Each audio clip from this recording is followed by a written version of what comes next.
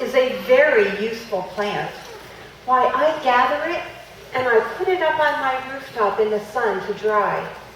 And then I can take the stems and spin thread to make fabric and linen. And I can take the seeds and I can press them and make oil. It's a very useful plant, and it grows so well here in the Promised Land. The Promised Land. I still can't believe it. Me, Rahab, living in the Promised Land with the Israelite people.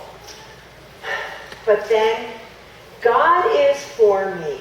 And when God is for you, you never know what blessings might be coming your way. Of course, I wasn't born an Israelite. Far from it. I was born in the land of Canaan and grew up in the city of Jericho. Now, I need to tell you a few things about the people who lived in Bible times in a city like Jericho. To begin with, people built big walls all the way around their cities. Big, tall, strong, thick walls. Why, the walls were so thick that you could actually build your house right into the wall. My house was built into the wall at Jericho. This made us feel very safe to have such thick, tall walls. Why, no king and his army could get through those walls. I have to tell you something else about the people back in Bible times that lived in cities like Jericho. We were pagans. Pagans are people who don't believe in God. They don't even know about God. They probably have never even heard about God. They don't have the Bible or any of God's Word. Why, they don't even have the 10 Commandments. They didn't really even know any better. So there I was, living in the land of Jericho, a pagan with everyone else, safe and sound within the walls of the city. Until one day, I decided that I would take my water jar and go to the well and get some water.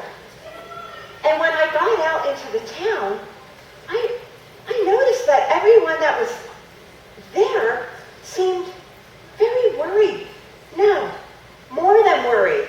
They seemed like they were afraid, like terrified, like horrified. And I said, what's wrong? Why does everyone seem so fearful? Haven't you heard, they said to me? The Israelite army is camped nearby, and we are sure that the Israelite army is going to come and attack us. No wonder the people were afraid. Normally, if a king's army was camped outside our town, we wouldn't worry about it at all. We had these nice thick walls. But we had heard about the Israelite army and how they defeated other kings. Why, we had heard stories how years ago the Israelites crossed the Red Sea. I was just a little girl when I heard my parents talking about it, and they said that the Israelites had been slaves in Egypt. And the Pharaoh, the king of Egypt, made them do hard work and treated them very cruelly. But a leader rose up amongst the Israelite people named Moses. And Moses took his staff and led the people out of Egypt. And all the people followed him out. But then the Israelites came up to the Red Sea. And they had no boats to get across. They had no bridges. And then Pharaoh and his army decided they would go after the Israelites and demolish them. But the leader Moses took his staff and held it up over the Red Sea, and the water parted and piled up on every side.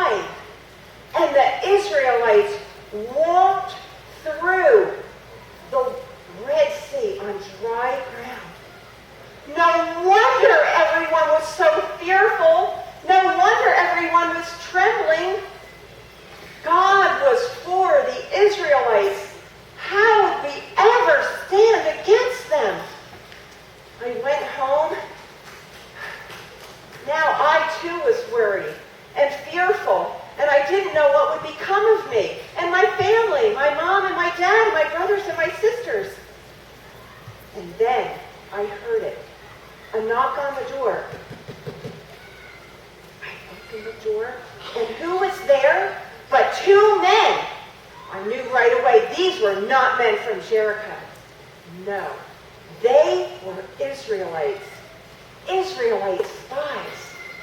So I brought them into my house, and I took them up to my roof, and I hid them under the flax that was drying on my roof.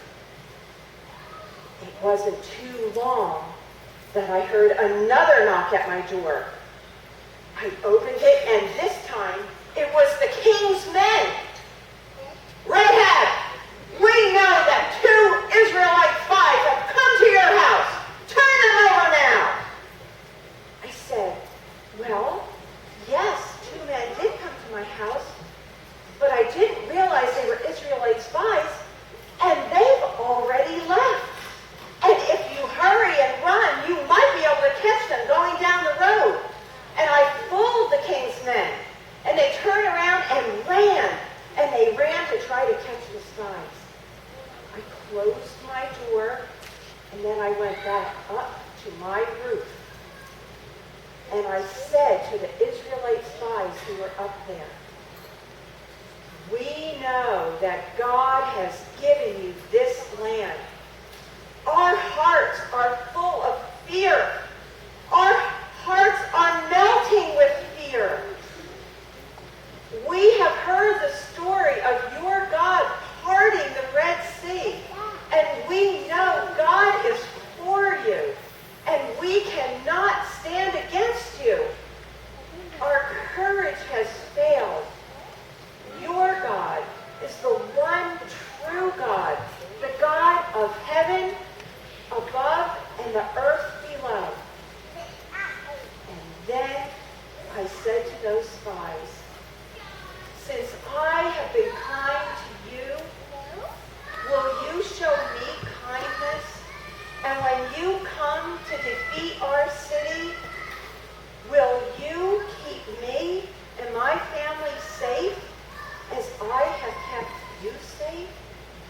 And the spies said, "You have been kind to us, and we will be kind to you." And they gave me a scarlet red cord. And they said, "You must tie this cord in your window so that we will know which house is yours.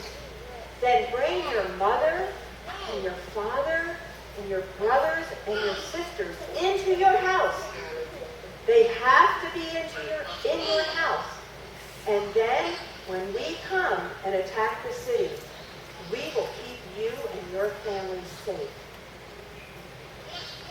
So then I took some rope, and I let the spies go down over the side of the wall. And I told them, "When you get to the road, hide in the hills for 3 days until the men that are looking for you have come back here." And the spies took off. Right away I came, and I put that red scarlet cord in my window so that the spies would know which house was mine. Then I went and I got my father and my mother and my sisters and my brothers and their family, and we brought them all into my house. And then we waited. And it wasn't long before the Israelite army did come and attacked our city. They came to our city and they marched around it for days. And then on the 7th day, they marched around that city 7 times. And then let out a shout. And the walls, the strong walls of Jericho, came tumbling down. And those 2 spies that I hid came to my house, and they took me and my mom and dad and my brothers and sisters and took us away from Jericho and put us in a camp near the Israelites. And we have lived there since this day. I'm not a pagan anymore. I believe in the one true God, the God of heaven above and the God of earth below. And I know that God is for me. And if God is for you, no one can be against you. And God is for you, too. And if God is for you, no one can stand against you. Well, it's getting late and I need to go. But just remember, God is for you. God is for you.